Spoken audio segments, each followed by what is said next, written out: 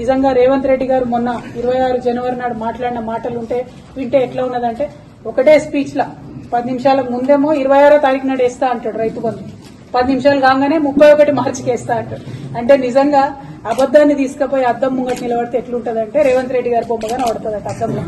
ఈ రోజు జనవరి 26 బ్యాంకులకు హాలిడే ఉన్నది. రాత్రి 12 గంటల తర్వాత ప్రతి రైతుకు, రాష్ట్రంలో ఉన్న వ్యవసాయ భూమి ఉన్న ప్రతి రైతుకు రాత్రి 12 గంటల తర్వాత ప్రతి ఎకరాకు 6,000 రూపాయలతోని మీ ఖాతాల్లో మీ నగదు టకీమని పడే విధంగా ఈరోజు కార్యక్రమాన్ని తీసుకున్నాం.